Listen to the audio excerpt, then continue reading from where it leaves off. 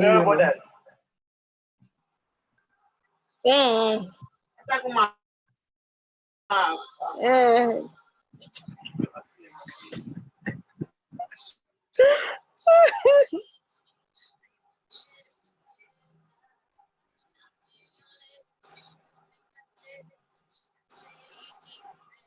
You're welcome, David.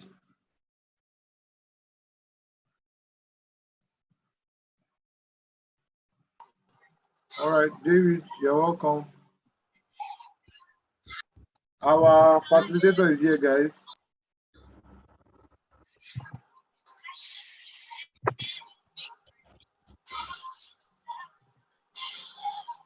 Good afternoon, everyone. I can feel the life in the room already. Yeah, good afternoon, sir.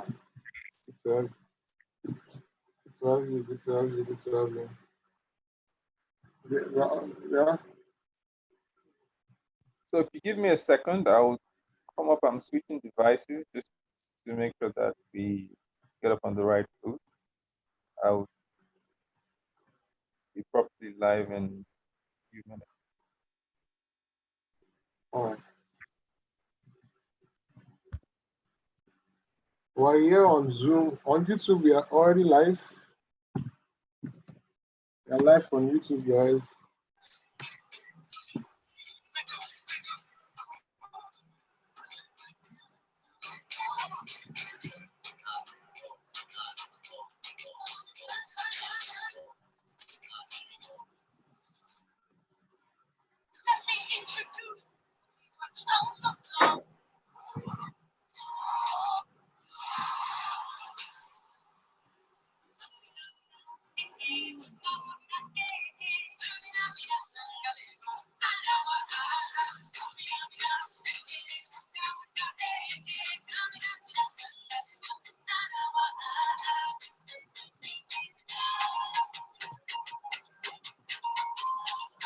Whoever is playing that song is really happy.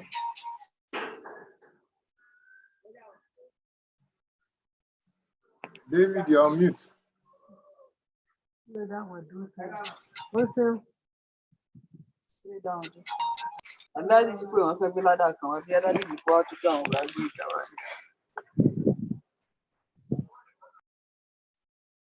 David, talk a blessing. Welcome, guys. Yes, I'm going to be in video in a few minutes. David, you tell us when you want to talk. All right, just wait for a couple of people to join us still. It's just, so I'm trying to type to see if I can type a direct link on.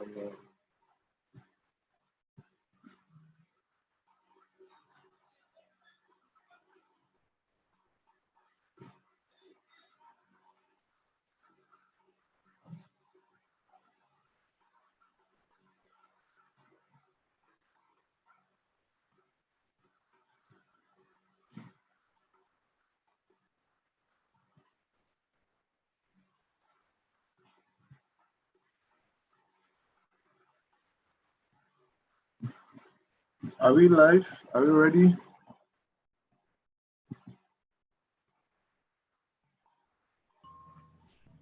We are almost ready. I think once we hit the magic number of 10, we do start. We can wait for anybody else. I can see a lot of people registering or signing up already, so.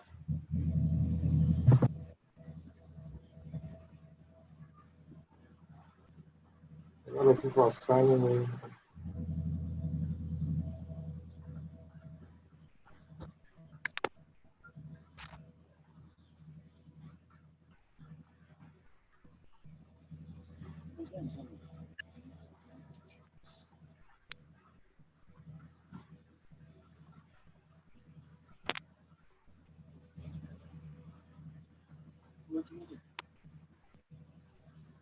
All right, guys.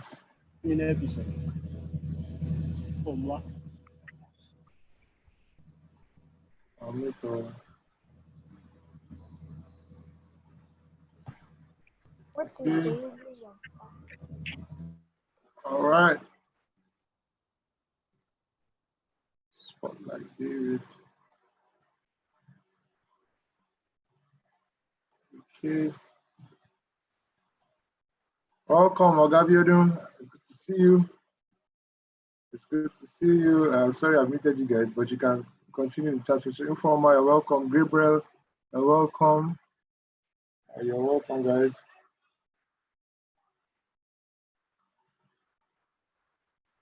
I'm just trying.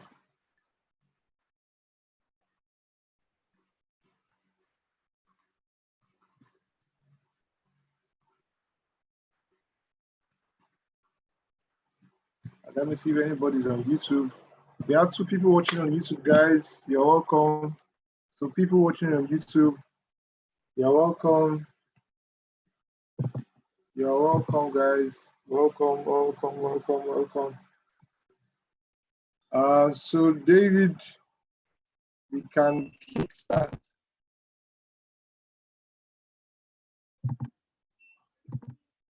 David, we can kickstart. We can kickstart.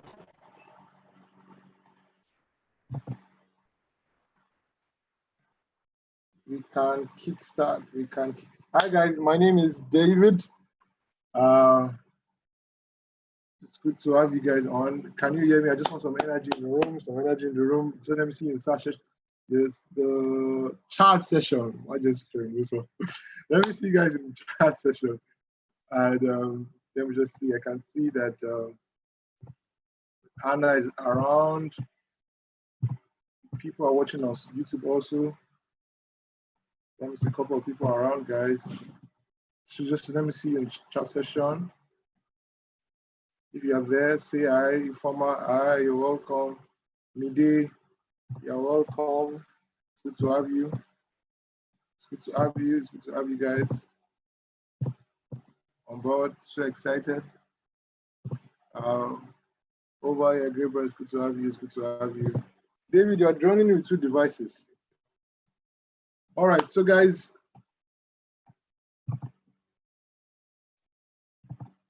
so today we'll be sharing on that book, right? The Laws of Growth. Like I said, David, and so maybe when it comes on, I'll give us a brief profile of who David Ducoin is. It's an amazing man. I remember meeting him.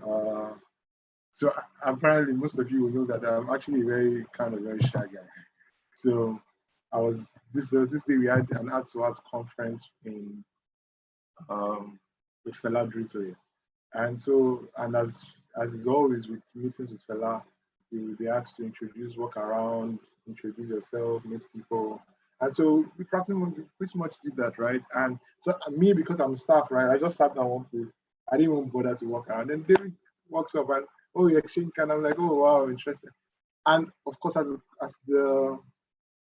as that meeting went on, David, you're on mute. Can you unmute?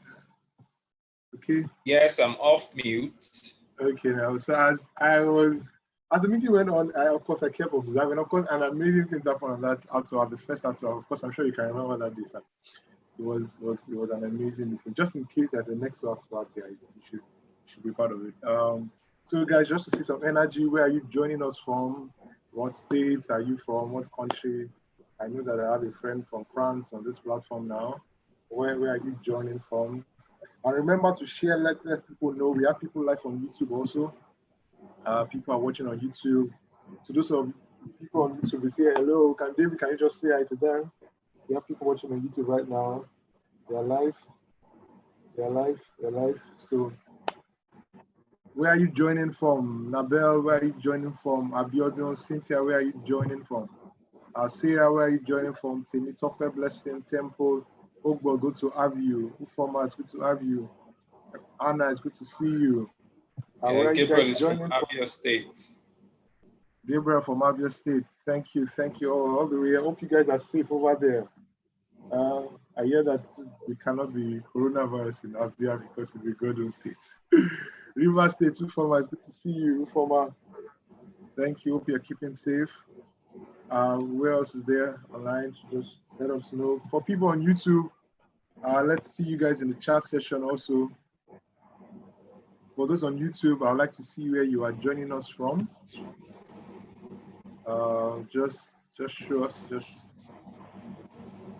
So, I know the thing now, let me just go straight. Okay, Lagos, Nigeria. Thank you very much. Lagos, Ilorin, Temitope, you're welcome. And so, let me just tell you a brief story, guys. So in 2014, 2015, right, I began to do speed reading courses, and after I was done, it was an amazing session. I enjoyed the books, I enjoyed the sessions, and the very first book, the very first learning tool that my hand touched was 15 Invaluable Laws of Growth by John Maxwell. And that was the first book I tested all the tools and techniques which I taught you guys on yesterday. And it was, I think it's about, I'm not sure, I think it's about 300 and something pages again, right? And I finished that 300 and something pages in 2 days, reading for 3 hours per day, which means I finished it in 6 hours. And it was the best book I've ever read up till then. Even up to now, I've probably read over 700 books, and it's still going to be my top 5 books because it just was on point. It addressed everything. Of course, I'm sure we all know John Maxwell, because in my opinion, it's the best leadership coach you can ever look for out there. And so I'm just sort of, let's just go straight into action. After we were done with that strategies, then let's just learn about this thing called growth. Some of us right now, we're just at home, we're wondering what's going to happen. Some of us are bothered, some of us are just, we don't know what will happen because, we don't know what will be happening for the next 2 or 3 months. But the idea of being on this platform right now, being on this group, is so that you know what you can do whilst you're in isolation, and it's still possible for you to grow. People kind of associate your growing, people kind of associate their growing into when they go out, go for meetings or go to work. But you know that growing is actually more than that. In the 7 life mastery areas that we talk about in the collaborative company, we talk about spiritual growth, we talk about the emotional life, we talk about the relational life, we talk about your societal dimension, we talk about your financial dimension, we talk about your physical dimension, of course, we talk about your professional dimension. And so growth has to be holistic. You have to be intentional about growing all of these aspects. You don't just focus on your career growth. Most people, all they do is focus on their career growth, but you must remember this, that for you to be a complete man, remember the quotes that we looked at yesterday, that everyone suffers when you are not all that you are to be, right? And that's what that quote was from Tara Philadelphia. So you want to make sure that you're a complete person. You want to make sure that you're growing in every area of your life. Like I said, in financial, academic, and professional. And the world is a better place simply because you came on board, right? So guys, very shortly, David will be joining us. But I just want to know in the comment section if you have read that book on, and David will be speaking after well, of course, already here. But I just want to know if you have read that book before on 15 Laws of Growth. If you have, can you kindly let me know in the comment section? I am sure I've given a couple of people that book, and I put the review on the group. For those of you in the Brainers community, I'm sure I put that review on the book. Was okay. I'm not saying so much. So before I go, let me just introduce who David is. David is an experienced management consultant with 15 years experience working in projects and consulting environment. He holds a BTech honors and degree, a BTech honors degree in mechanical engineering, and is the MBA student of the University of Southwest. Interesting. He's a certified project manager and a member of APMG International since 2011, guys. Using his rare creativity, he has been instrumental to the growth of multiple successful businesses from scratch and coached dozens of others. Over the past decade, his consultancy work has cut across different sectors, including aviation, oil and gas, agriculture, and public service. Notably, his process improvement initiatives have been utilized and adopted as a standard on the various projects he has executed, especially in the oil and gas industry. During this period, he has also worked with a team of experts to successfully deliver several multi-million-dollar projects from major independent oil companies like Chevron, Shell, and Ajib. Sorry, on the next slide. David, am I introducing you? Well, I hope I am. In recent years, David has provided leadership for rig teams to successfully deliver drilling projects worth over $50 million at high operational efficiency without environmental impact. In addition, he has experience in the energy sector. He's also a John Maxwell certified national speaker, coach, and trainer. Interesting, an amazing profile. He also functions as editorial team member and contributing writer for a few selected publications within Nigeria. David presents at Toastmasters International. Presentations have been transcribed and being used as training and development resources. He is the immediate past president of Garden City Toastmasters International and the Professional Empires Network. Guys, join me as I welcome David Dokun as it takes the stage. Guys, you're welcome, welcome, sir. Good to have you. So, sir, over to you. Thank you so much, David. At a point, I was wondering who you were introducing. I was getting scared, but I guess thank you for that introduction. Thank you, everyone, for tuning in. I believe this is important to everyone at this time. The theme of today's meeting is one of the most instructive that I've heard over the past 3 weeks since we're in isolation together. When you hear growing in isolation, for me, it strikes an immediate chord. And today we wouldn't just, go into the shallow parts. We'll go deep straight into how you can maximize your isolation time and even beyond post-COVID. That's one term that's been knocked around quite often now is post-COVID. Post-COVID, you should be able to even do better stuff with yourself. Of course, it's already been introduced that we're going to be using material from John Maxwell's 15 Invaluable Laws of Growth, and it will be an amazing time. Please feel free all through to drop comments in the notes section. David will pick it up. If there's something that I need to respond to quickly, I'll do just that.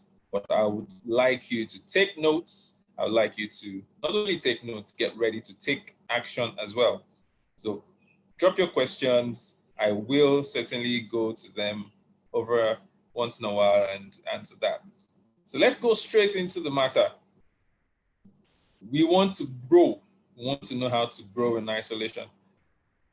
The first thing that we must establish, of course, before we start talking about growth, is awareness. By the way, I will shoot to you some slides so you can look up the slides I'll be sharing just now for you to have at least some pictorials to go with what we're saying. If you can see the slides, please just put a comment through so that we can know that you're with us. If you can see it, David will bring my attention to it as well. Okay, I think I need to continue sharing. We can see the slides. Can everyone see the slide now? Yes, we can. We can. Yes, fantastic.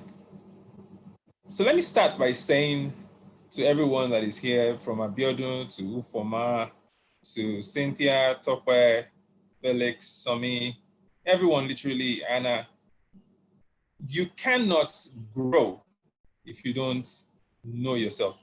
So what I'm saying in other terms is to grow yourself, you have to know yourself.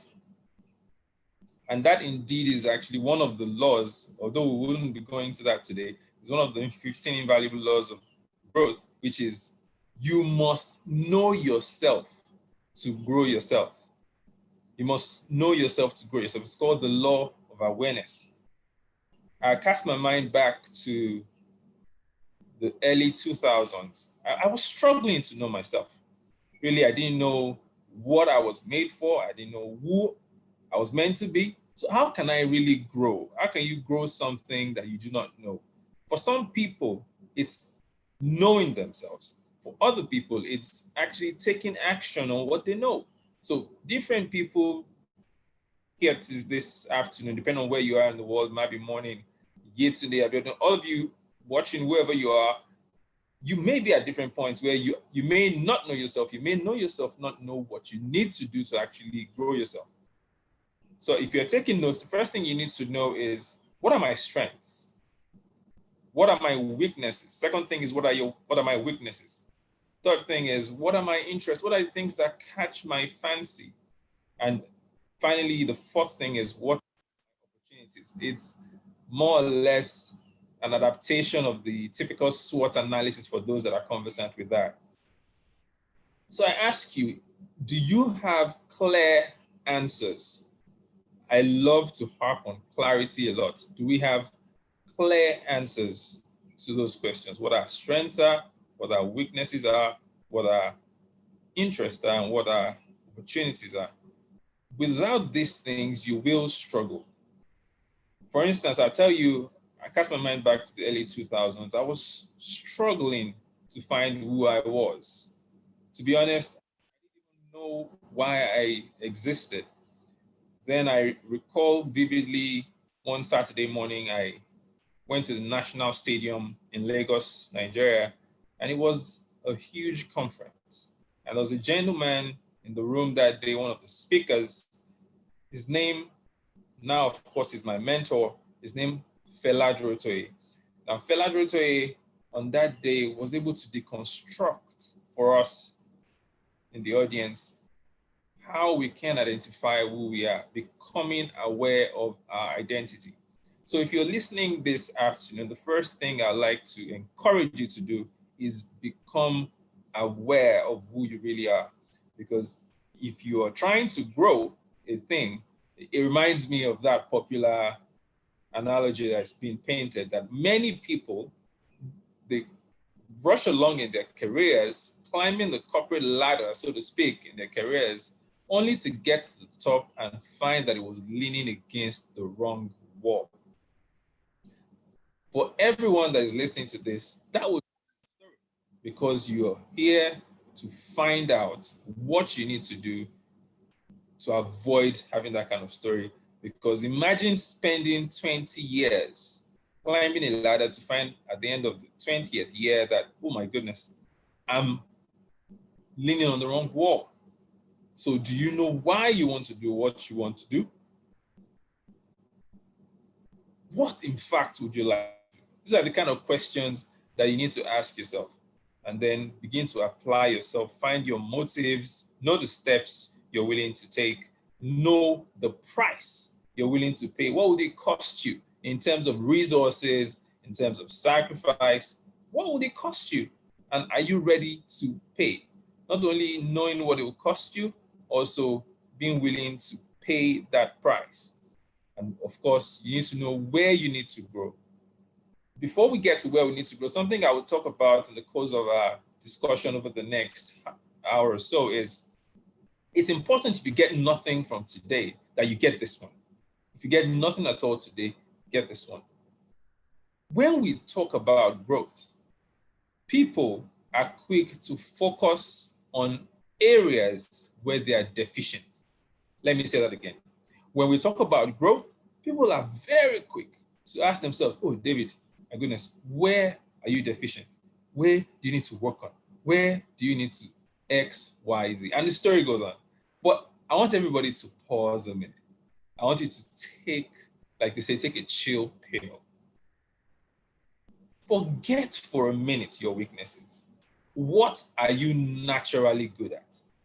Fela Durotoye would say, and you'd forgive me if I quote him a lot because he's my mentor, he would say, when you grow in the areas that you're good at, you become great at those things. When you grow in the areas you're good at, you become great at those things. That's me paraphrasing what he would usually say. So my challenge to you today, really, as you listen on through, is to begin to shift your mind and have a mental rearrangement towards working on your strengths. Feed your strengths, starve your weaknesses. I love to listen to people like T. Harv Eker. He says, what you focus on expands. What are you focusing on? Are you focusing on your weaknesses? You'll begin to see more of that. Or are you focusing on your strengths and working on your strengths? Then you begin to see how you can harness that strength, own your skills, and become better at it.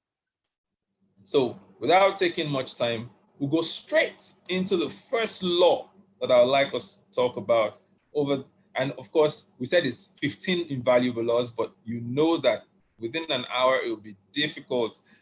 I'll work with David. David, I don't know if you're still there. I'll work with you. We can do we can't do a part 2 to this, depending on how isolated we get or how long this isolation lasts. We can come back and do a part 2.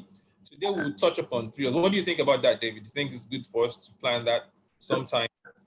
Yeah, we can. Yes, we can. Absolutely. So this is the first law that we'll be looking at today. And this law is self-explanatory. It speaks for itself. The law of intentionality. Growth doesn't just happen.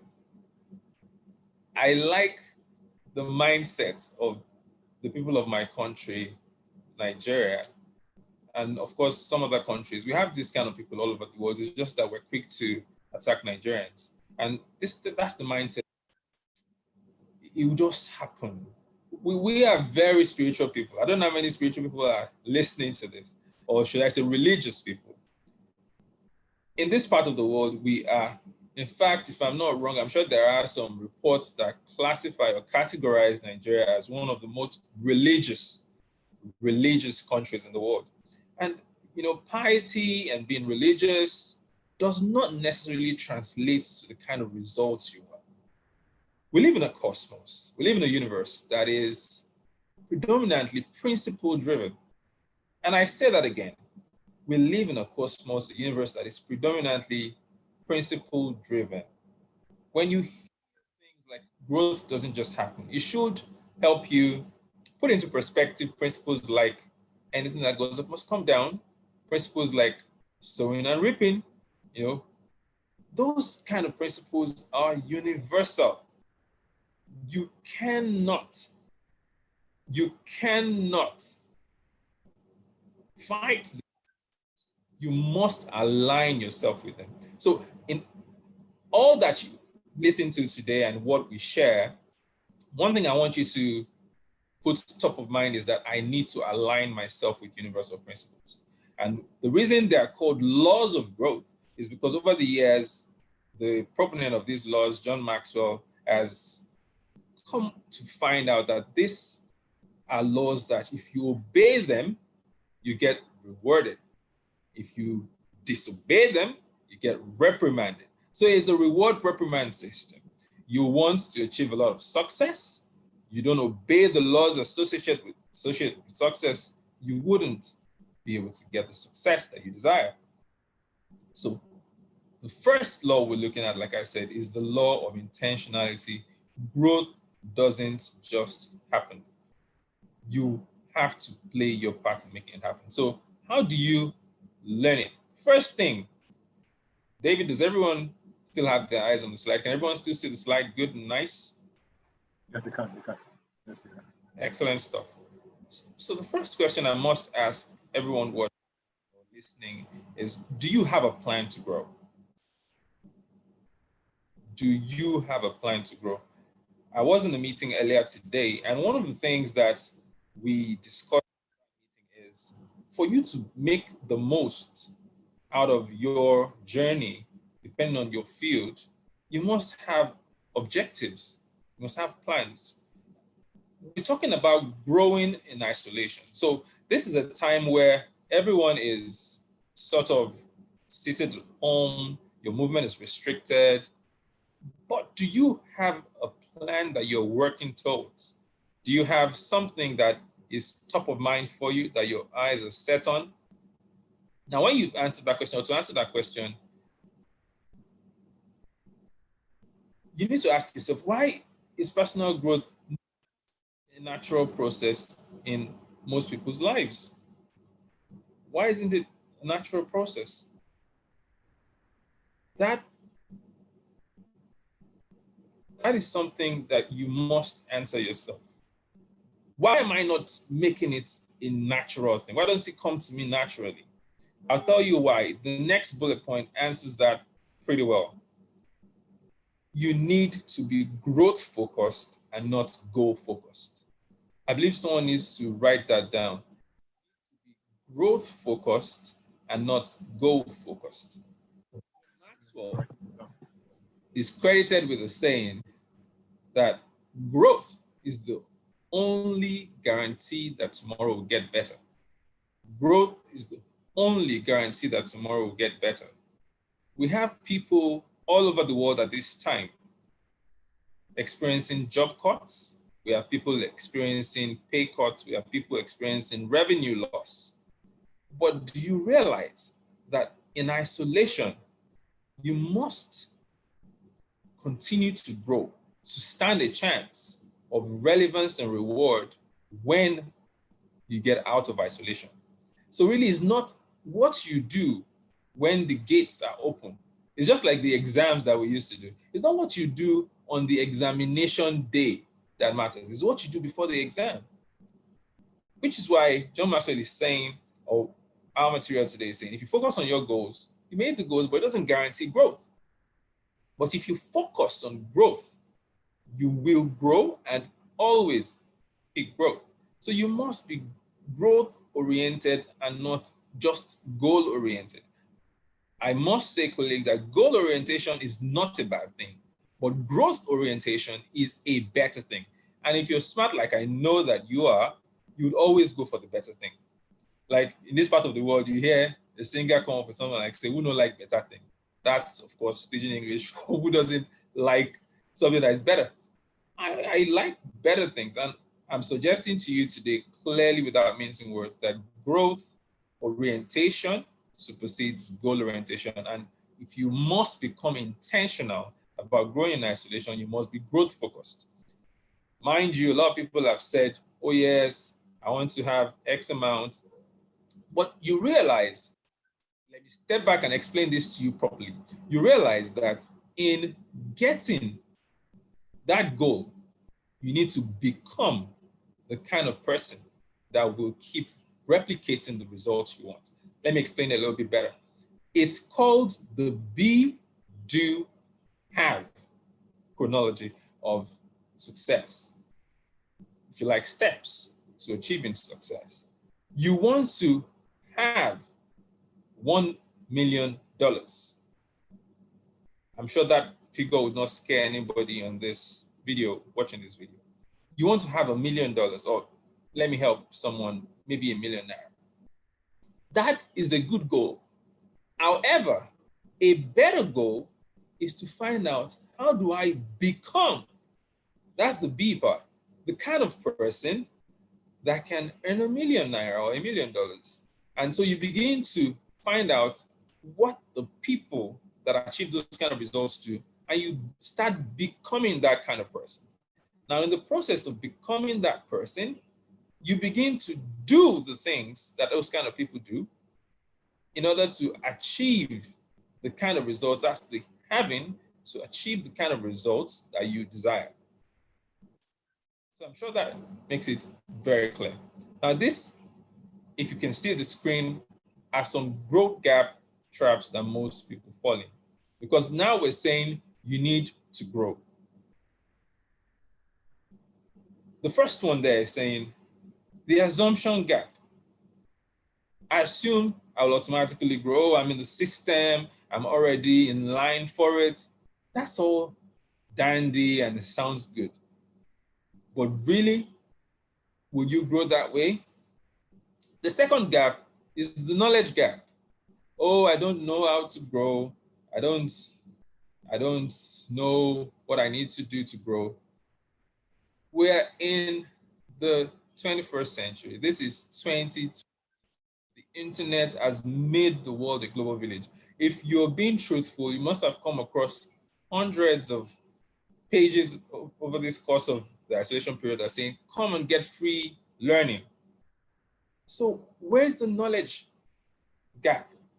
The third one is the timing gap. It's not the right time to grow.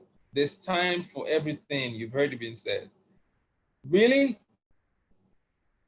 The next one, the mistake gap. I'm afraid of growing. I don't know what will happen if I try to grow. If I try to move into the kind of person that can assume a manager role, I don't know what will happen. People will start judging me. You are afraid of the unknown. And then you have the perfection gap. Oh, I have to find the best way before I know, before I can start to grow. You've heard it said that good is the enemy of great. However, perfection is also the enemy of action, taking action. You want to have it all perfected before you move. That's another gap. The inspiration gap. I don't feel like growing. I don't know how I'm feeling inside. I just don't feel like growing. I love what I read in the book, and I can't remember exactly who said this, but the author said, if you cannot feel like it, you need to act your way into feeling. You need to act your way into feeling. By the time you begin to act it, you would then begin to feel it. And I've done this so many times. I'll use exercise as an example. There are many days that I don't feel like going out for a morning run. It's not really fun or so easy on the body to wake up at 5 a.m. and want to go out for a run when every other person is sleeping. Or some people are already on their way to work. You get into your running gear and you want to go to work. It's not really, so you don't feel like it some mornings, but you act your way into feeling. You start to pump yourself up and then you get it going. The comparison gap, others are better than I am. Now, these are all gaps that will trap you and inhibit you from growing. So we need to take out all these mental constructs, mind blocks, before we can move ahead and get you intentional.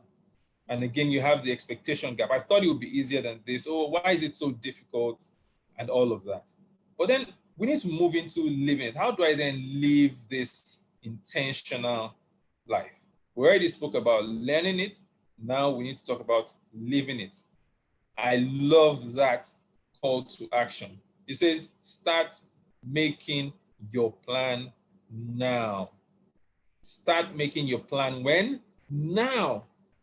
Someone said the best time to plant a tree was 50 years ago. The next best time is now. There is no better time to begin to grow than in isolation. This is the time. I would say to you, if I start telling you the things I've achieved during this period, it might start to make people feel like, oh, I've not done anything. But that's not really your problem. Your own concern should be, how do I internalize these things?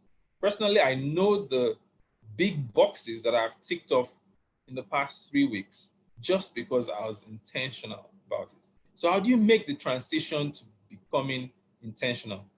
Ask the big questions now. That's the first thing.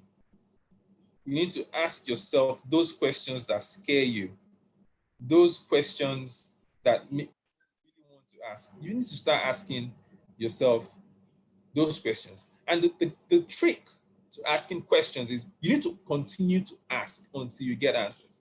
When you ask the first time, I cannot guarantee anyone listening that you will get your response immediately. In fact, that would be pristine, that would be marvelous, but it would probably happen less than half of the time for everyone listening. So it's not really going to happen like clockwork. You need to continue asking yourself the big questions. Why do I want to do this? When do I want to do this? The W questions, we call them. Who do I need to help me to do this? And then the next thing is, do it now. In fact, there's a book, I'm going to remember the author, The Power of Now. We need to learn to do things now, immediately, in the moment. Don't wait. Someone said, begin, and inspiration will find you. Another said, life is, did you say 1% inspiration and 99% perspiration? You need to just begin to do it. Begin and inspiration will find you. It's guaranteed, like Steve Harris would say. You need to begin and then let the inspiration find you. And face the fear factor. That sounds almost cliche, but reality is we have fears. And if we don't face them squarely, if we don't face them head on, we will struggle to get the kind of results that we want to get. How do I begin to face my fears, for instance? You have fears like, if I start, what if I cannot finish? That is a genuine fear. It would seem to be that it's a genuine fear. But really, the truth is, I found a trick some years ago in not only asking, what if I start and I don't finish? What if you don't start at all? There is the pain of regret and the pain of growth. But which one would you prefer? Would you prefer the pain of regret? So many people get to that point where they say, oh, I wish I had done this. Because you're listening to this, and it's almost like, for some people, it will almost sound like that altar call that they say, oh, once you've had the chance to get the altar call and you don't take it, then if you die, it's your cup of tea. You already heard the good news. The good news is you can face your fears. And you must face your fears. What are your fears? List them out and then bond them up. Really, you have no excuse not to do the best with the kind of resource that has been put into your hands. You have a better chance than most people. I went to school with a couple of guys. Some of them, now, the level of exposure that they had was next to zero. But what they had was hunger. How hungry are you? Your hunger, when it supersedes your fear, I mean, check it out. Someone says, I'm scared to die. But if you sit in and do nothing, you will die anyway. So why don't you just take the plunge and face it head on? I'm afraid of rejection. What if I'm rejected? Now, if you don't ask at all, you are already rejected. Check it. Doesn't it make sense? See, if I don't ask, I've already lost. If I ask, I might win. I might get an answer. So ask yourself, why am I not asking? This is just straight. I mean, it makes common sense that I just ask. So face your fear. That's my challenge to you. Face your fear and then finally change from accidental to intentional growth. That is very instructive. Some years ago, I started managing a group of guys that was in the year, I'm trying to remember now, probably 2008. Long time ago, when I was managing a group of guys, I had to buy a book. It was my first really serious supervisory job. I had to buy a book called The Accidental Manager. I'll never forget, because I said, how do I manage this bunch? But I began to take steps from going from accidental to intentional, beginning to do the things that I need to do to make progress. So finally, on intentionality, how do I lead a life of intentionality in isolation? Remember, in isolation can be when you're going at it all on your own. Growing in isolation in terms of I'm all by myself, I don't have people to support, I don't have what I'll consider to be the privileges, but you must do it because it's your cross. And so leading it, first answer this question. Do you want to really grow? I'll allow that question sink in for a few seconds. Do you want to really grow? Really? Do you really want to grow? Do you want to be positioned for the next opportunity that comes up in that office where you're pitching for a job? Do you want to be positioned for the next promotion? Do you want to be positioned for the next contract? Do you really want to grow your business? Are you scared to grow? Do you have the appetite for the next level? I think I need to ask that question again. Do you have the appetite for the next level? Is the next level feeling to you like it's overwhelming, or are you eager to go to the next level? To answer this question, you need to take some time, write out a growth plan. Look at your calendar for the next year. Schedule specific, timed, and focused growth plans. You must get intentional. It is only when you get intentional that you stand a chance of being rewarded rather than ridiculed, and being relevant rather than being relegated. I'll say that again. You want to stand a chance of being rewarded rather than ridiculed, being relevant rather than relegated. You must be intentional about growth.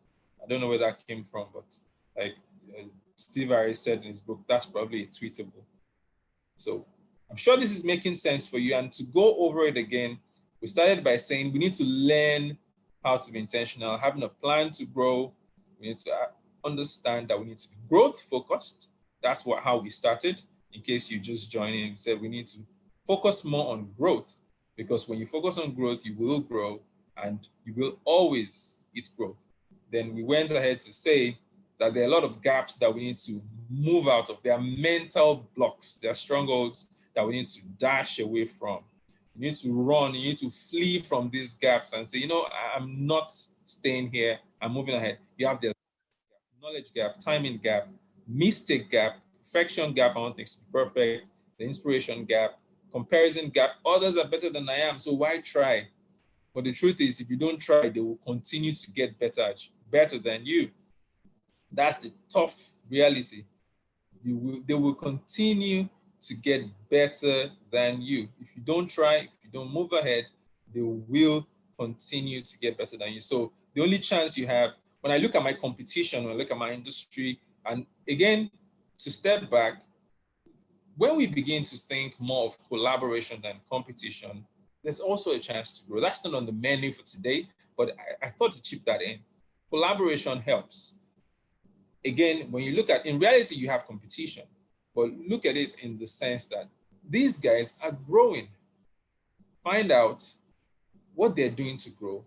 Instead of comparing yourself to them and getting stuck in your boots and say, oh my goodness, you're so good, I don't think I'll ever be as good as you are.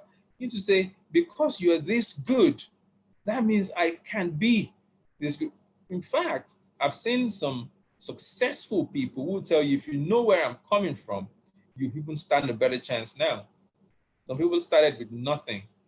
Like the rapper said, we started from nothing, now we're here. Went from nothing to something big, right? So beat the gap. And finally, we said, we need to know, before the final one, we said we need to learn to live it, which is make your plan now, make the transition to being intentional, ask the big questions, face your fears, move from accidental to intentional. And then we said, of course, you must write your growth plan, look at your calendar and schedule specific timed and focused growth plans. Being intentional and saying, no, this is not just going to be happenstance. It's not just going to be as it comes. I am planning it out. If I show you my journal, I have plans for, I try to make sure I have at least 20 years in plans. And there's no reason you shouldn't. Someone say, wow, that's overwhelming. No, it's not overwhelming. I tell people, for instance, now this is going to help someone listening to this, depending on where you are in your life. Precisely, I would say, now I'm trying to remember the year, but I would say about 10 years, about 5, a little less than 10 years before I got my first full-time job as an employee, I wrote down, because I had been doing these long-term plans since I was in my teens. Exactly. And I wrote down, now this is the point, I wrote down exactly how much I wanted to earn as a full-time employee, my first full-time job. I wrote the figure down. Now I'll make it specific so that you can understand it. This was many years ago. And I wrote down, I said, I want to earn 3 million naira. Of course, back then, 3 million naira was a lot of money. In fact, if you were employed as a bank staff, a top bank staff, you were not earning 3 million naira back then, because I remember in the 2000s, bank staff were probably earning, as a fresh employee, you're probably earning 100,000. And it was great then to earn 100,000, 150,000 a month. So I started off earning 3 million, and I thought, wow, that's not bad, because I had written it almost 10 years prior. And then I completed my, preparation to start the job. And the first letter I got said, hey, you're earning 3 million naira. Yeah, it was like a prophecy. So be intentional about your growth. Okay, so we're moving on to the next one. I love this. I love this very much. David, I'm so sorry. Just remind me. Yes. So you talked about this, the gaps, right? What gap do you think that people have the most? What gap is that people struggle the most? For me, I know mine is that perfection gap. I always want things to be done perfect. I want I want to make sure that I'm actually good enough before I can even step out. I want to make sure that I'm sure you understand what I mean, right? And Oh, so that yes. what gaps do you think that people should watch out for? Which one affects people the most? Of course, I know there's also the mistake gap. I know there's a timing gap. For me, it's that perfection gap. I always want things to be very perfect. I want things to go smooth. In fact, I remember one day I remember the first time I was trying to get a job with Fela, and I know the kind of person Fela is, and I wanted to get my proposal done. I wanted to get slides done. I wanted to print all of those things out. And I was just having lunch with someone, right? And the person said that, um, why not? Why have you not gotten it done? I said I wanted to make sure that everything is right. He said, do you know that it is better done than perfect? Mm-hmm. That just took me and made me just take action immediately. You see how that people want things to be perfect, but you see something that is a perfect. I don't know how Steve Harris put this now. Maybe you can help me. But Steve Harris has said that if a perfect plan, or rather, an imperfect execution, is better than a perfect plan, right? So you must. Well put. It's just that thing of what's your gap, what's your biggest gap, because that might be the reason why you're not going. If you have not identified that gap, if you don't know exactly what the problem is, what the challenge is, then you must make sure that that gap. So just to go through it again, we actually talked about the assumption gap, talked about the knowledge gap, talked about the timing gap, talked about the mistake gap, talked about the perfection gap, which is mine, and the inspiration gap. I don't feel like doing it. So guys, I just wanted to ask you, what's yours? What gap is your greatest gap? What things don't make you take action? Why are you not going? Because if you cannot trash that out, trust me, especially in this season of growth, if you don't trash that out, guys, there's probably no chance that you might grow, because that will keep stopping you and keep stopping you. Every time you want to take action, something will paralyze you. Can be fear, whatever it is. So I just wanted you to be able to just address that a little bit before we go into the next one, sir. Just a little bit, that gap thing, sir. Thank you. Are we looking out for questions? Comments? In fact, while we're waiting for people to start commenting, I should mention when you talked about the perfection gap, see, that is simply what I call over planning and under executing. I'll say that again. It is called over planning and under executing.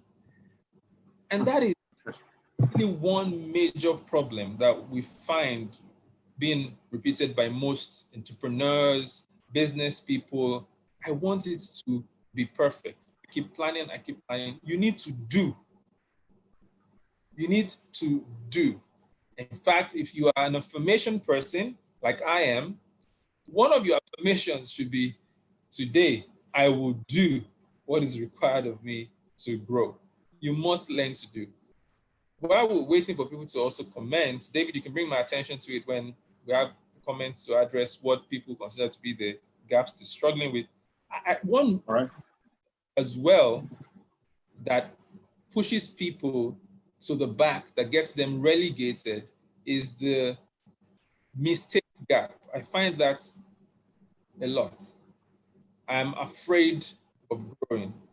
Fear paralyzes more than the actual impact of whatever thing we're actually afraid of. Someone say what you're afraid of is also afraid of you. So very much so, what you are afraid of is not real.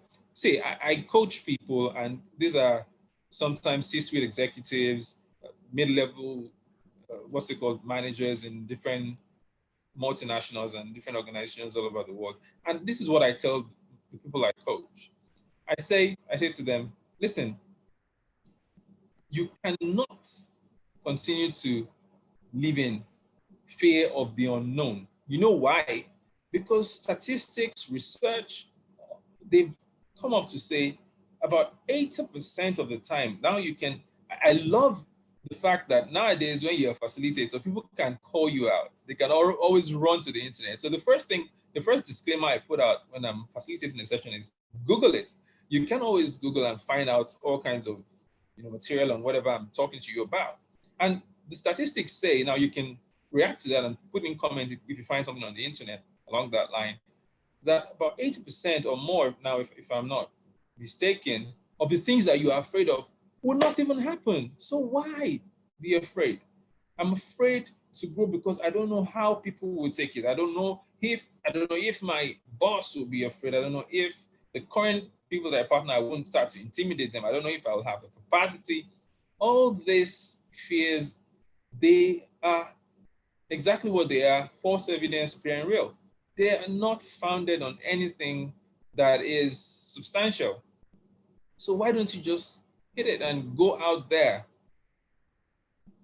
Now, another thing that I must talk about, because David has even brought this to my attention, is what we find people say all the time: the knowledge gap. I don't know how to grow. I don't know how to grow. In our world today, that excuse is almost inexcusable. Or should I say totally inexcusable? You don't know how to grow. But the truth is, all around you, again, like I said, I was in a meeting earlier today. One key point that was mentioned in line with growing and becoming the best is asking for help. And I like to bring that to the fore here. Have you asked for help? And for someone who is listening, you might not even know what ask means, but let me explain what ask means. Ask is actually a mnemonic for ask, seek, and knock. ASK. You ask, you seek, and then you knock. It's stages. Let me explain to you this way. Someone said to me when I was a junior level employee, in fact, I got queried by my supervisor, my head of department. And this was what happened. A particular transaction had gone wrong. I reported it, and it still wasn't fixed. So I got a query, and the query said that I was not doing my job. I said, but I reported it wrong. And she said to me, when it goes wrong, now listen to this. You've asked, you've reported it. Seek is in finding solutions.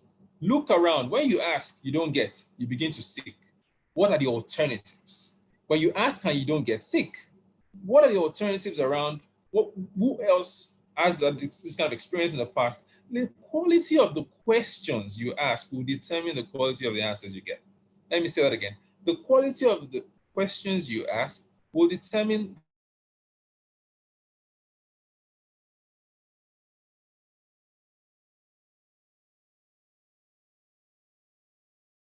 not gotten what you want. I love the last one. The K in the ASK of ask is to knock. You must keep knocking. My boss said to me that year, you're getting this query because you refuse to bang the table. So someone needs to bang the table. You need to bang the table literally as if you want to beat it down. So that will knock out that excuse that I don't know how to grow. Because really, you would ask, you seek, you begin to knock on doors. I need to know this thing. I love to make reference to an ancient Hebrew text where, the judge said, I have to answer this woman because she will weary me if I don't respond to her. So you must have that power of persistence. That is how you beat the knowledge gap, by ASK, ask, seek, and knock. Do we have any questions, comments to take before I run along to the next law? I know that procrastination. Someone is asking on YouTube, David Ajibade is asking about procrastination. Procrastination. Wait, what does procrastination have to do with growth? Say that again. So David Ajibade on YouTube is asking about procrastination, and somebody else also said that his gap is fear and procrastination. So I think you should just deal with that procrastination for a bit. I love that. See, if you're a procrastinator listening to this, you're in good company because we're all born procrastinators. I doubt if the majority of the population was born to be upstarters. People had to learn, people had to grow into becoming upstarters and people that go ahead on. Now, how do you stop being a procrastinator? I love the law of consequence. Now, I live my life on principles. I believe that you should too. If you struggle with procrastination, it's not necessarily because you don't know what you need to do. It's because your priorities have to be realigned. Let me help you understand it. Someone who has been a procrastinator, if he waits until he has a significant emotional experience that creates a scar that is unforgettable, like losing a job, like losing a loved one, trust me, that person has an automatic fix for that problem. But you are smarter than that. You're not going to wait until that happens. So what do you need to do to beat procrastination? You have to have a system of doing things. I love systems. There are systems, because I'm an engineer, I've worked over the years to understand that systems help you to eliminate results that you don't want to happen. They help you to create results you want and eliminate the kind of hazards that you don't want. So have a system of doing things. Systemize your work. For instance, I procrastinate about submitting a form. Why don't I say, I will do nothing else until I do this? Of course, a procrastinator has to have a list that they're working with. That is primary, that's 101, that's basic. You must have a list. At every point in time, you must have a list for what you're trying to achieve.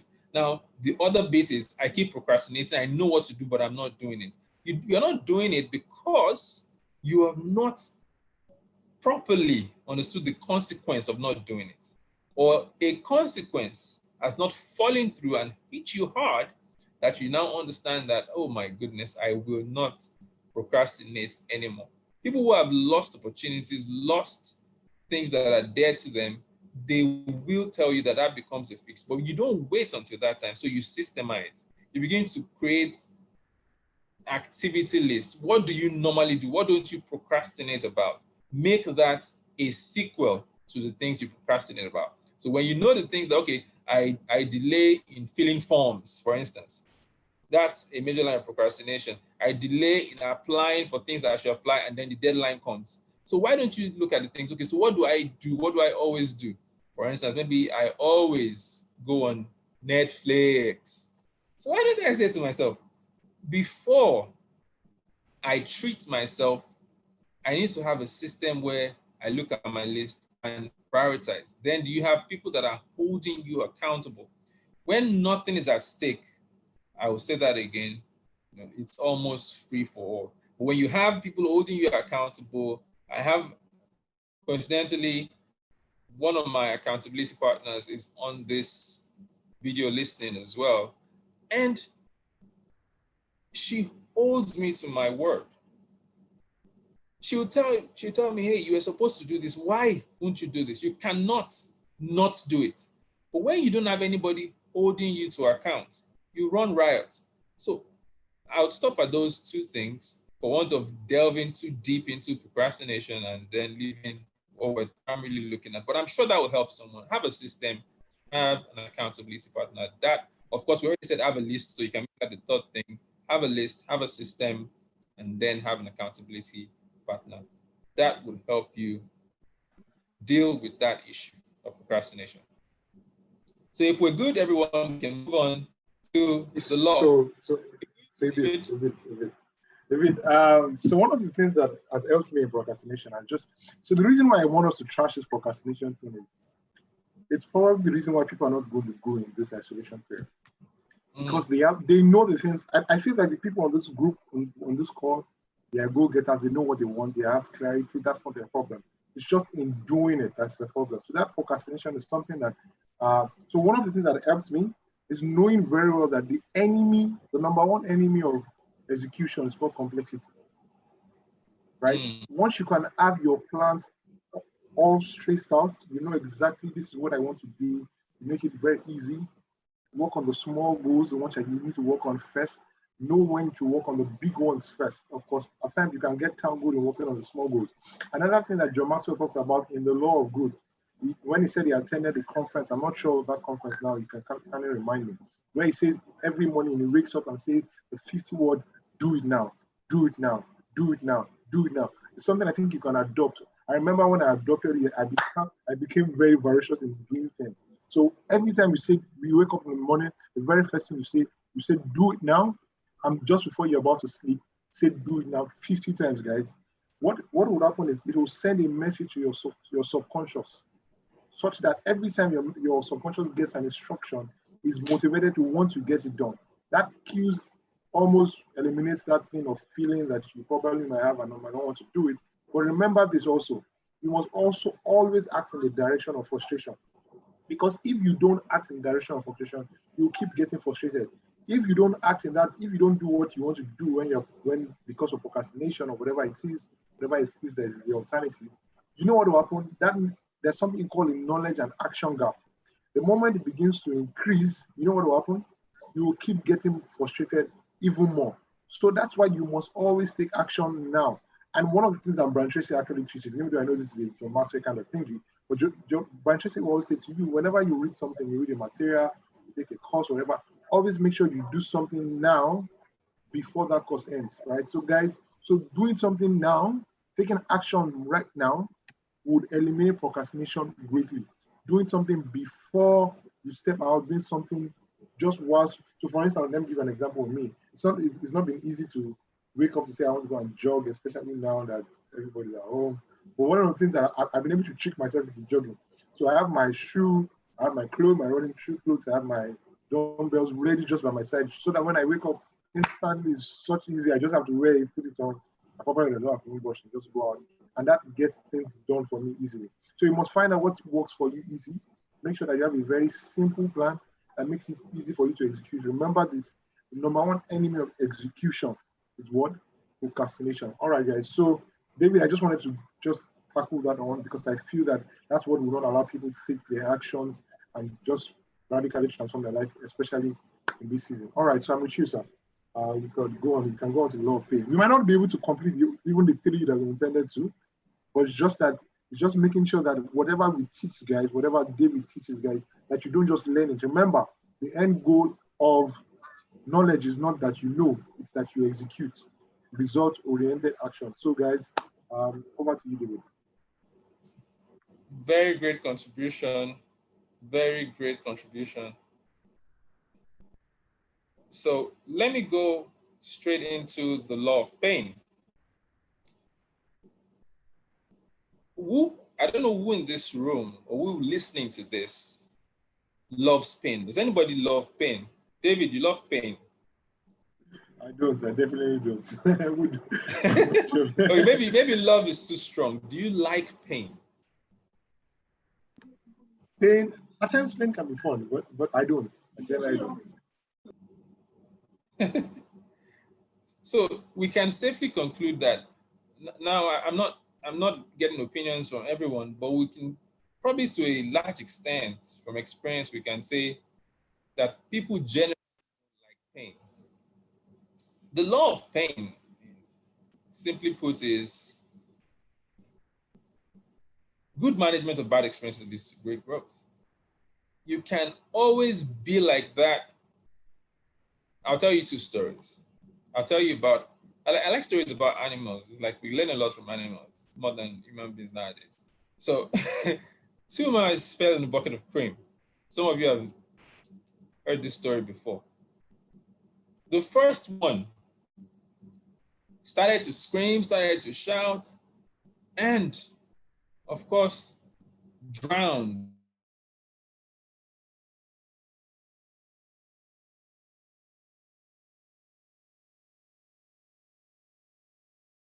Till the cream was solid enough and the mice climbed out of the bucket. That is one story. A donkey fell in a well. And then everyone started to wail. There was no how to bring the donkey out. There was no crane. There was nothing. So they began to toss some earth on the donkey to bury it. As the more they tossed some earth on the donkey, the more it shook it off. The more it shook it off, step up, shake off, step up. I think you need to write that down. Shake it off and step up. Shake off, step up, shake off, step up. The more people throw bad stuff, you should shake off and step up. Shake off and step up. Until there was enough earth in that well and the donkey climbed out of the well. That explains good management of bad experiences leading to great growth.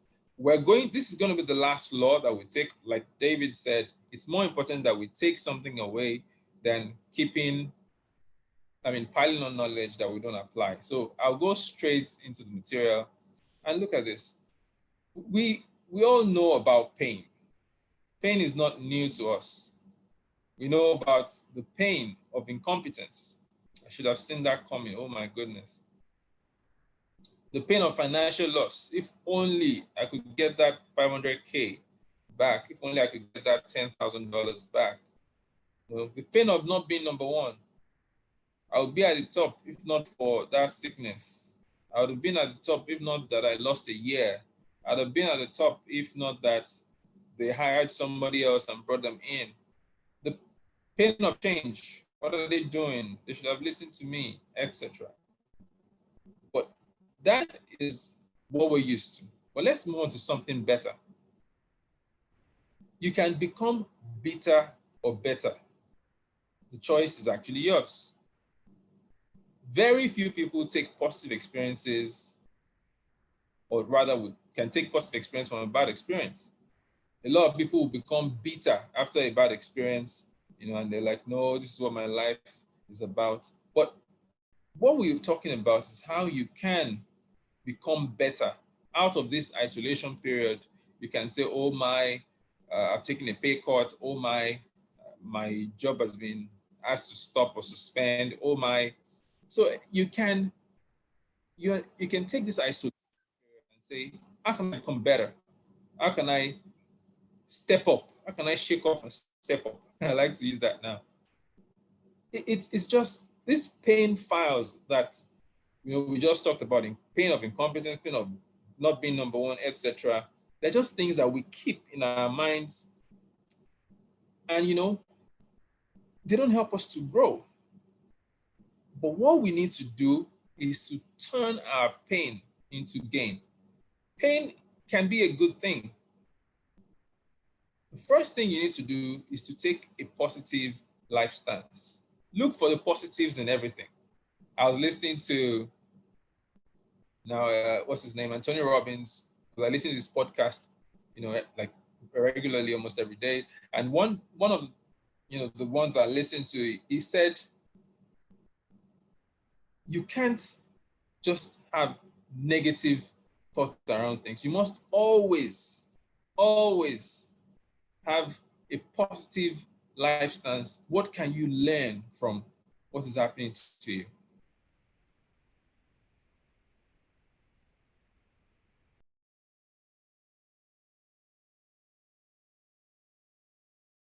Let's imagine this scenario. I'm trying to get to a meeting. I get downstairs, my tire is flat.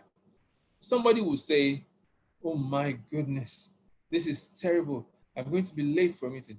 But another person who is on the path of growth will say, thank God that I can fix this tire. Thank God I have a spare. He looks at the positive side of it. Another person is heading into the meeting. His tire gets bad on the way. One person will say, oh my goodness. If you're a Nigerian, you say it's village people. Oh my God. But another person will say, oh, thank God there's someone that can fix a tire close by. He fixes it quickly, I make it to my meeting. Thank God. Another person gets to the meeting, is done, is leaving, and his tire is flat. He's like, oh my, I knew my day was going to end bad after such a meeting. But somebody else will say, oh, thank God I already made it to the meeting before the tire went bad. I think that's explain taking a positive life stance. How do you live life with positivity? You need to learn to be creative about it. There is nothing, I would dare to say, almost nothing that happens to me that I can't take a positive out of? We're locked down. What's the positive of this? People have said the positive of this isolation period from this COVID-19 pandemic, for instance, is that it helps you to catch up. I believe it was my wife that said that to me, that this period is for some people to catch up. You've been complaining and you've been agitated that some people are ahead of you. This is your time to catch up because the world is on standstill. So you can work behind the scenes and catch up. And the person will say, oh, this is a time of rest. Take a positive life stance. The way you can grow in isolation and turn your pain into gain is to take a positive life stance. And the next thing, of course, is to embrace the value of bad experiences. Let me tell you what, any bad experience that you have can actually be worse. There are people that are winners, there are people that are learners. Winners and learners are the type of people that grow. Sometimes you win, sometimes you learn. It's not a win-lose scenario. You're always winning or learning. That is the kind of stance that you take that helps you to embrace the value of bad experience. For instance, you've just lost, I keep making reference, I know that somebody has had to stop their work recently because of this isolation and you need to grow now. But the good thing is, what if you were being underpaid? What if you're actually being paid less? This is the time for you to look and say, okay, maybe now I can step back, add some more value to myself, add some more skill sets, and then learn what has stalled my growth or why I've been earning so low. And then by the time the clock turns around and then it's time to go again, you're ready, you'll getting better pay. What if you were stuck with a job you didn't like? What if your experiences have just been pointers at the things you should do? So that's how to win or learn. The next thing is make good changes. Listen, what happens to you is rarely the end of the road.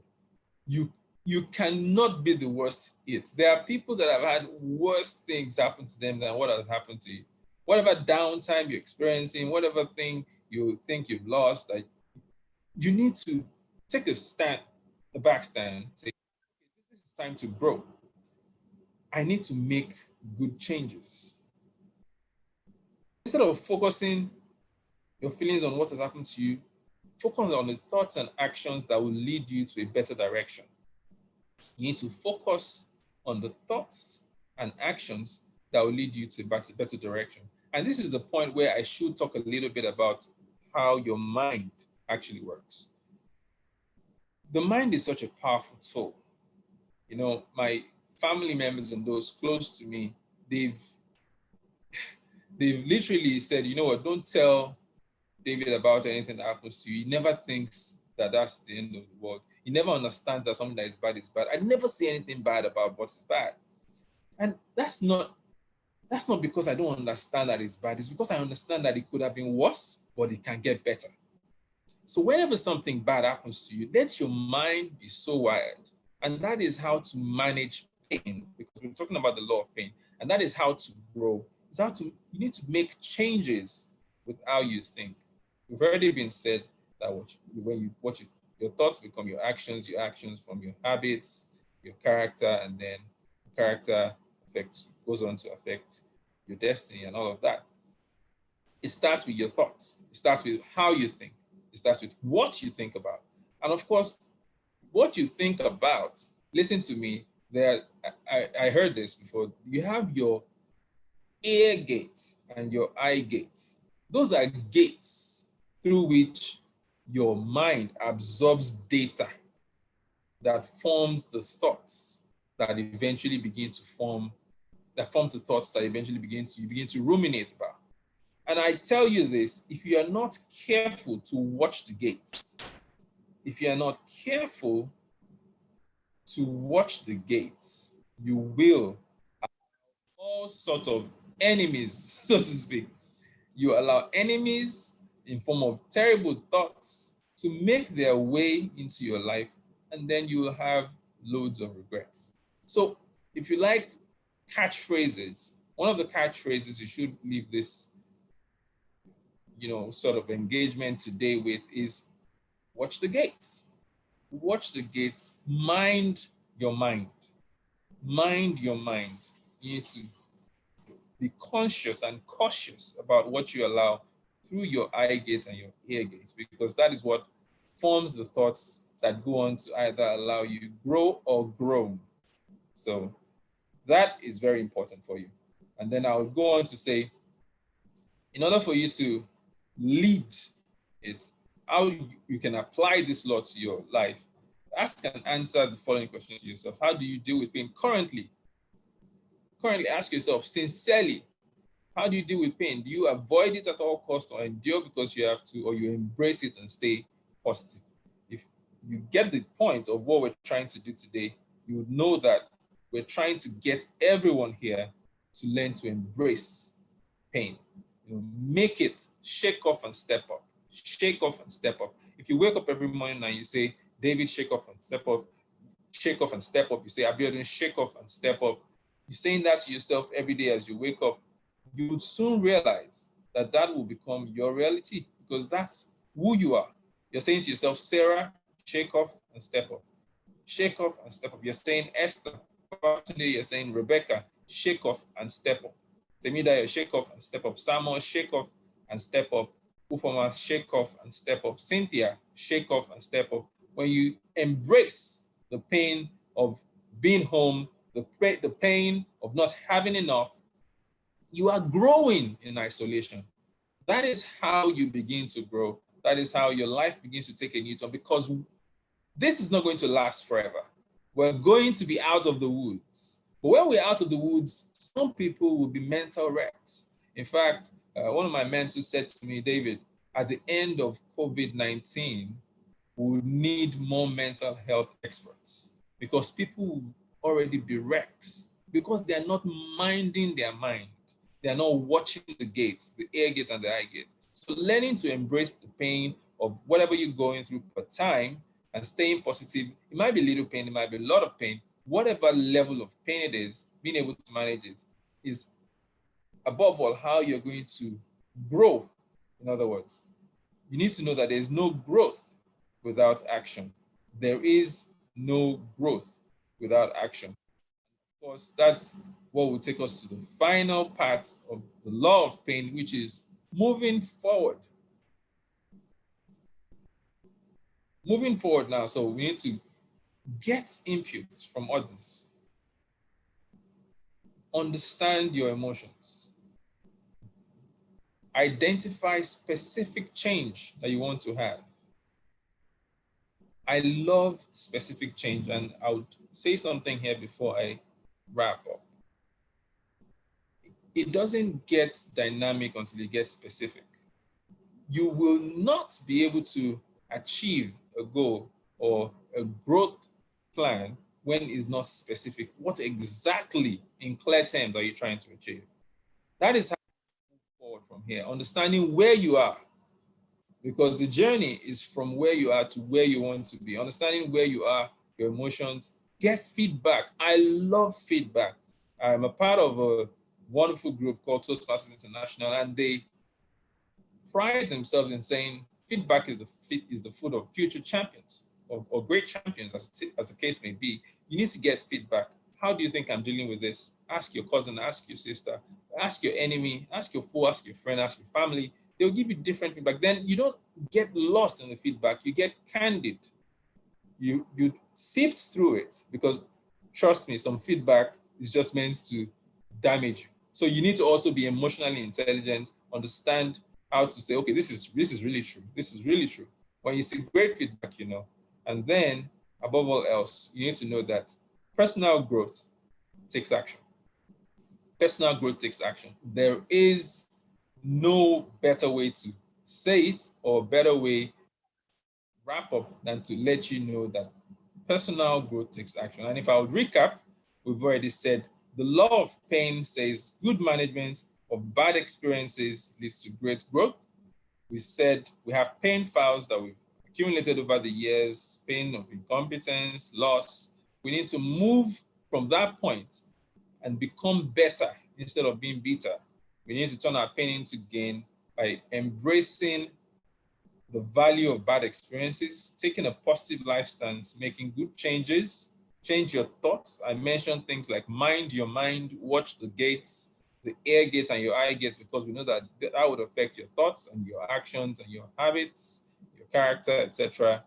And then, of course, goes on to affect your output. And finally, we said, identify the specific change you want to achieve, understand your emotions, get input from others, but most importantly, take action. Everything we've said today will be meaningless if you don't go back, look at your notes, or take one that hits you the most. Like I said at the beginning, strengthen your strengths.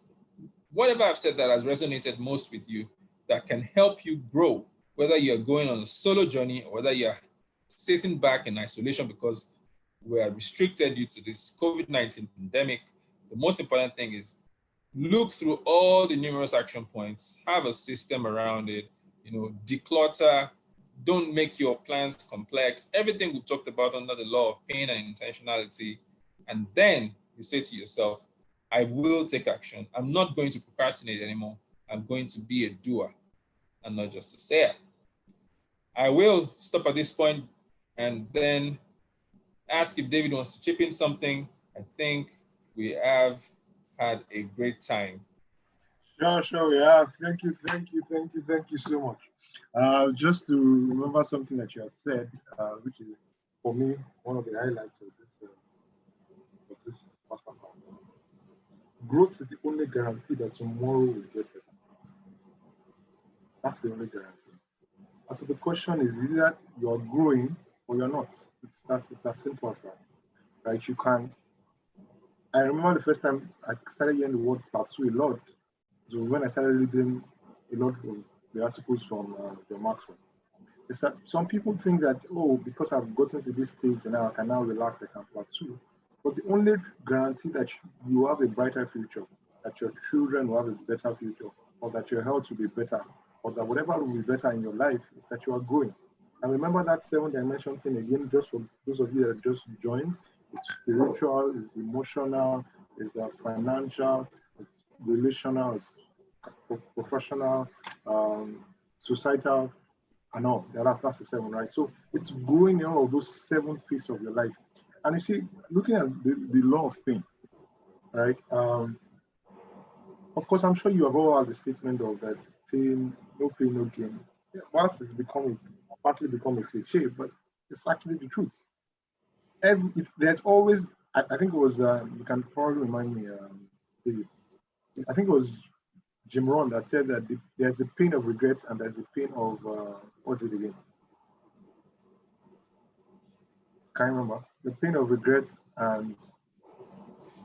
No, that's what I was referring to during my presentation, is the pain of regret and pain of action. That's what it is. Or pain of discipline, rather. It's the pain of discipline. Yeah, pain of discipline, exactly. Yes. So pain of discipline. And it It's says by that Jim Jim Rohn. So one weighs a ton, the other weighs 1,000 tons or something like that. So it's either way, you're going to experience pain. The question is, you choose your pain. And so one of the things that this guy talks about, I don't know whether you know Steve Pressfield, he talks about resistance. You see that every time you make a decision to go, guys, this has changed my life in the last 2-3 months. And every time that you make a decision to grow, automatically you are coming against a resistance. And that resistance is not for you, but it's just going to be there, right? It's just like the way it's easier to go downwards than to go upward, guys. Resistance is highest the more you go up. So in this season, I'm going to ask you one question. And this is one question that I said on one of, somebody posted it on my status. I'm not sure exactly who. And the person asked a question. He said, guys, if in the next 6 months you're going to be at home, what would you do? Because some people are just waiting for, in the next 3 weeks, maybe this thing will be over. But I want to ask you a question. In the next 6 months, and you are still asked to stay at home, what would you do? We talked about the growth plan in the very first law. Do you have a growth plan? What's your plan? What's your strategy? What are you doing in the morning? A brother of mine, I'm sure, is on this platform now. His name is, what's his name? Timmy. Timmy has this thing that he does for people, and when they have something to do in the morning, they meditate 1 hour, daily. They do pray for 30 minutes or read a book, read 2 chapters of book. So you should have a plan, a simple plan, guys. What's your growth plan? And if by the end of today you don't have a growth plan, or by tomorrow morning, then the question is, are you really ready to grow? Because you have heard about how important having a good plan is, how important taking action is, that you cannot radically change your life if you don't take action. Guys, there's this thing that I talked about earlier. It's the knowledge action gap. Every time, see, it's better you're not on this webinar. Better you're not taking knowledge. It's better you're not assimilating things than you are getting knowledge and you're not taking action, because very soon, the more knowledge you have and you don't take action, the more frustrated you will become. So being on this webinar and you don't take an action, guys, you are increasing the chance that you will be frustrated and probably depressed. I'm sure you agree with me, David. So taking actions on the things that you have learned today is the ultimate most important thing, guys. What is your good plan, right? This procrastination thing, it's something you must also have a plan for. Make sure that you have your plans very easy to execute. And remember, the number one enemy of execution is complexity. Make sure your plan is, you don't have to have so many goals. Whilst yes, you want to aim for the very best, you are dreaming big, but start small. Start small and start now. It's important that you start small and start now. What are the 5 things? If you don't have a to-do list, the question is, what do you want to do? By now, you should have a to-do list. These are basic things that is expected of you. And I believe everyone on this platform again is a go-getter. So get a to-do list. What are you crossing off on a daily basis? What are you doing? What are you calling? Are you reaching out to your family members? And what pain are you choosing? Remember that thing of resistance. As soon as you decide to go up, as soon as you decide to become a better person, resistance will automatically come. The question is, are you ready for it? Have you built yourself enough for it? And that's why when David started here, he said you have to know yourself. In knowing yourself is where you build capacity for yourself, where you build capacity to take on the things that are going to come forward. Because you can never tell what the future holds tomorrow, but you can tell what you are doing for tomorrow, right? And that's the only guarantee that tomorrow will be all right, like I rightly said, that you are growing, that you are taking courses, that you are learning materials, that you're having your plan and you're executing and listening to mentors. Guys, nowadays, every evening, 6 o'clock, there are 3 or 4 webinars on Instagram. 3 or 4 knowledge going. The question is not, so now we're not in that, we're not scarce for knowledge. And we're not scarce for knowledge at all. So take action, guys. And so, like I said, if you have questions, I'm trying to look now. Somebody asked the question, David, and I want you to answer this question. May I know, are you there, David? Yes, I am. Absolutely. The person asked the question, said, may I know what one can do to avoid being overwhelmed by many goals and life ambitions, bearing in mind that there is no limit to what you can achieve? I'll say that again by Olalikon. May I know what one can do to avoid being overwhelmed by many goals and life ambitions, bearing in mind that there's no limit to what one can achieve? Okay, that's a it's a trick question. What you can do to avoid getting overwhelmed? Honestly, I wish I could say there's a one-size-fits-all response to that, but if I said that, I'll be lying to you. What I do know is that, one, I believe in principles, but before that one, I believe, because I'm a person of faith, that you can actually get your reference point from whoever you draw strength from. By that, I mean, in this case, your creator. So we've already said time and over again that, and of course, I'm sure many people listening would agree, that when the purpose of a thing is not known, abuse is inevitable. That's one. Then the other thing is, if you don't even know, if you don't have the manual for your life, you don't even know what you are meant to be doing. That is when it gets complex. A series of questions, because people will say, oh no, I can't really connect with divinity like that. I don't think I have that sort of connection to hear or know from a creator why I was made or what I should be doing. But you can ask yourself a series of questions and ask yourself, primarily, what is the one thing? I would recommend that book by Gary Keller to anyone who's listening. The one thing tries to deconstruct the myth of multitasking and getting a lot of things done. What is the one thing that you would do that every other thing will fall into place? That's what Gary Keller was saying.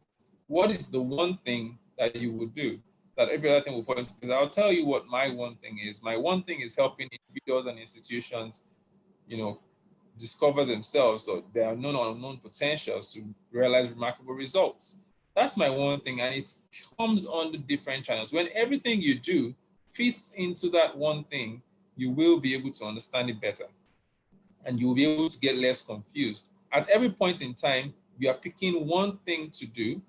It's not that you are dropping one for the other, but you begin to see how it all pieces together because you have an overarching goal. You have one central theme. So to answer that question directly, to get less confused or to take away the complexity from your life, let your life have one theme. You can gather skills, knowledge, etc. in various areas, but when you have one theme that you are working towards in life, it helps you to channel your strengths. I can see Gabriel asking a question. I think that book is The One Thing. That must be what you're asking about, The One Thing by Gary Keller. So I hope I've been able to help that person answer that question. Yeah. Pretty much, that's Another it, question. so I don't overflog it. Somebody has another question to ask though. So if you have questions, I can also give you access for you to be able to voice it. Just signify. I'll unmute you so that you'll be able to watch. Questions, guys. What's the biggest lesson? So the question I want to ask you guys is, what would you do once you leave this webinar? What's the one thing that you will do? We talked about different things. We talked about the pain of regret. We talked about the pain of discipline. We talked about the laws of growth. We talked about what's the first law? Intentionality. We talked about the laws of pain. And we talked about the knowledge, the gaps. That's the different gaps: the perfection gap, the mistake gap, and all of those gaps. What's the one thing that you would take from this, and what is the one thing that you will do? Remember, this is something that helped me greatly. Is I never leave a point of learning without doing something. I never leave the point of learning without doing something that moves me forward. Right. So what's that one thing? I just want to see that in the comment section. The questions I just signify so that I can give you access. I think we can allow people. We can take people off mute if you want to say. If you want to hear people say something, someone can just talk for a few seconds. What do you think? I hope. All right. Everyone is on mute. Phone number you're gonna need. Phone number you're gonna send email.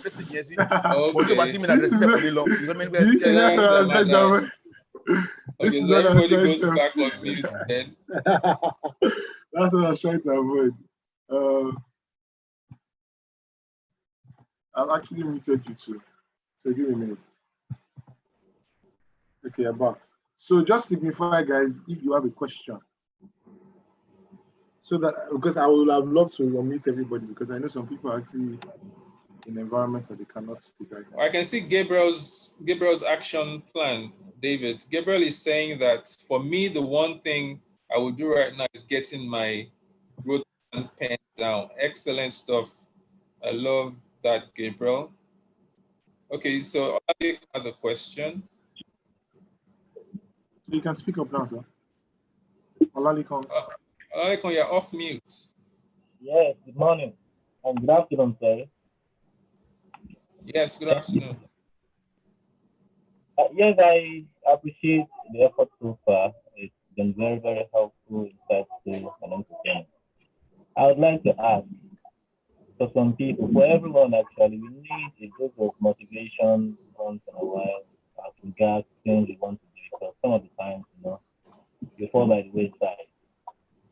I would like to ask, other than listening to paid lectures, seminars, and stuff like this, what are the other things that one can keep in mind to stay motivated and have that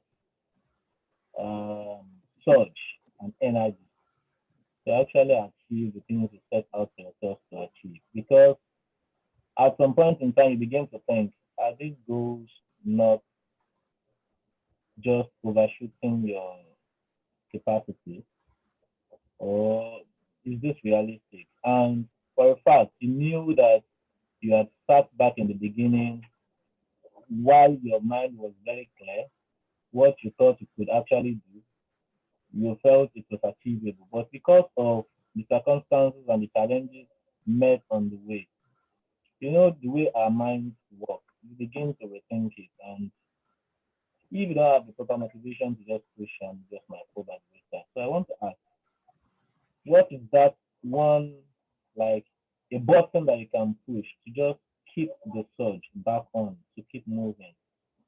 If there's that one thing that once you feel that, you know, I have a headache and I think the next thing I can do now is just take paracetamol, then off goes the headache. I don't know if I'm fair enough with the question.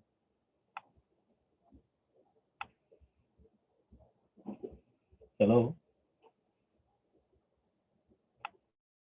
No. Hello? David put me on mute. Now I'm off mute. Okay.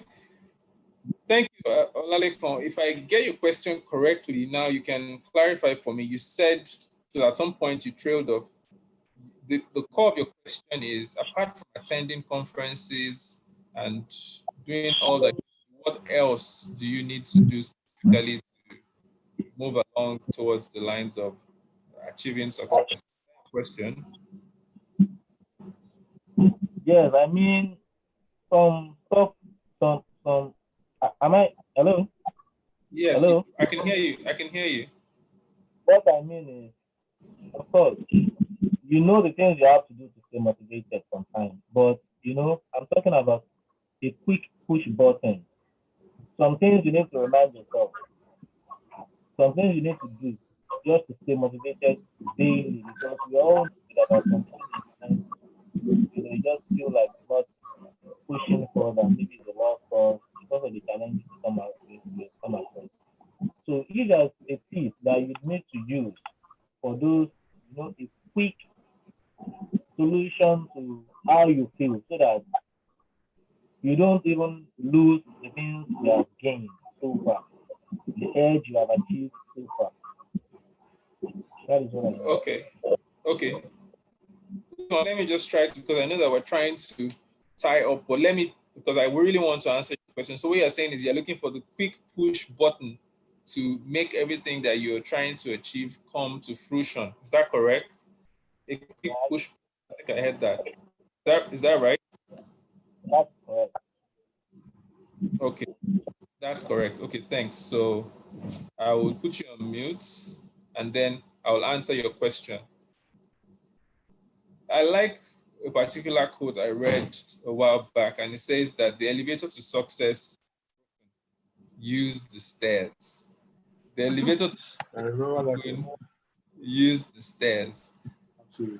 I found in my life that really, and then for everybody listening, as a part of kind of a parting shot, this is my favorite quote of all time. And you hear me say this, whether I'm in Chicago or I'm in, you know, Cotonou, anywhere I am, I always say this. The heights by great men reached and kept was not attained by sudden flight. But they, while their companions slept, toiled upwards in the night. The height by great men reached and kept was not attained by sudden flight. But they, while the companions slept, they toiled upwards in the night. I'm like you. I want to get this quick push button. I've been looking for it all my life. But one day I realized that it's out of stock. So this push button is out of stock. You know, I've searched in China, I've searched in Chicago, I've searched in Connecticut.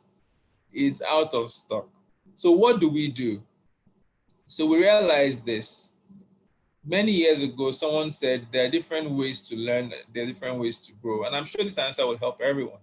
You can either learn from your experience or learn from other people's experience. Someone will say that, you know, I got to where I am today by sitting on the shoulders of giants. Suffice to say, everything I'm telling you is not a hard and fast rule. And really, one push button, if I would say one push button, there are many push buttons that look like one push button. But this one I know would help someone who says, I'm attending seminars, I'm the this, I'm the that. Look for someone or a group of people who are heading in your direction.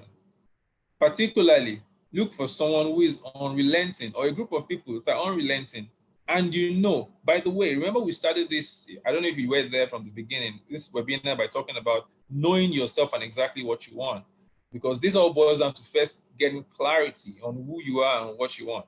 Now, when you have clarity on who you are and what you want, then you look around you, and I said this in my podcast this week about getting clarity, that it gives you illumination and direction on the way to your destination. That's how I defined clarity. And, I talked about clarity being the ability to see as well, but that's something you can get on my Instagram page and all of that. What I'm saying to you is when you have clarity on where you're going and who you are, I can see Lekon's hand is still up, but let me finish. When you have clarity on who you are and where you're going, get in the same boat with people heading in your direction. You need to be very, very conscious of the kind of association you keep. The moment, let me tell you something. When you hear people say birds of the same feather flock together, it's not a joke. That is so deep, it will take many days to deconstruct it.